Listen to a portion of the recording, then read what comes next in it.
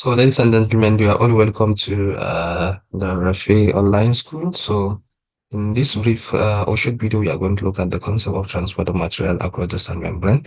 So, generally, the transport of material across the cell membrane is divided into three. We have active transport, we have passive transport, and we have bulk transport.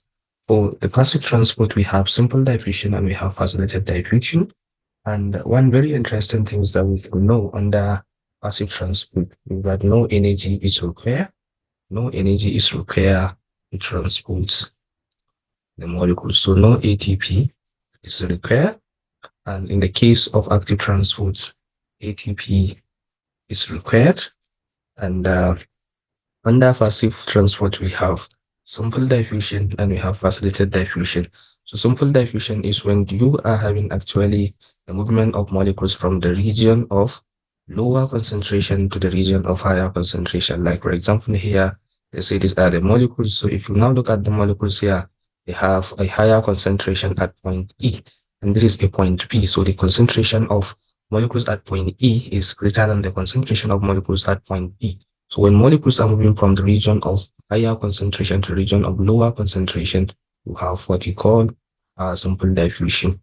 And then, of course, still under this passive transport, we also have osmosis. Osmosis is also part of passive transport. And of course, it is also a movement of molecules from the region of lower concentration to the region of higher concentration, but through semi-permeable membrane. So semi-permeable membrane is required in the case of osmosis. And then for the facilitate diffusions also is a movement of molecules from the region of lower concentration, the region of higher concentration. Sorry, from the region of from the region of higher concentration to the region of lower concentration. But in this case, they need protein carriers. They need protein carriers in the case of facilitate diffusion. And we have what you call a uniport. When we say a uniport, is when a single molecule is passing across the cell membrane, and we have antiport when you have two molecules moving in the same, moving in a cell but in opposite direction. When you have molecules moving in opposite direction, like for example, when we have sodium potassium transport, sodium is getting into the cell while the potassium is getting out of the cell, so they are moving in opposite direction. And we have symports when you have two different molecules moving in the same direction. And this is actually in the case we have the transport of glucose and sodium. So transport and sodium of glucose and sodium ion are the movement of molecules that are moving in a cell in the same direction. And we have active transport. In the case of active transport, they require,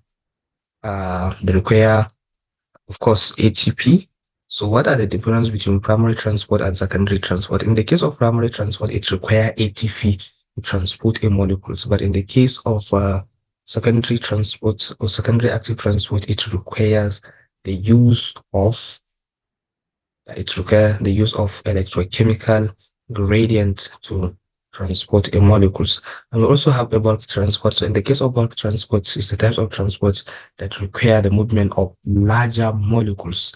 So we have endocytosis when a larger molecule is getting into the cell, and we have exocytosis when a larger molecule is exiting the cell. So ladies and gentlemen, subscribe for more videos.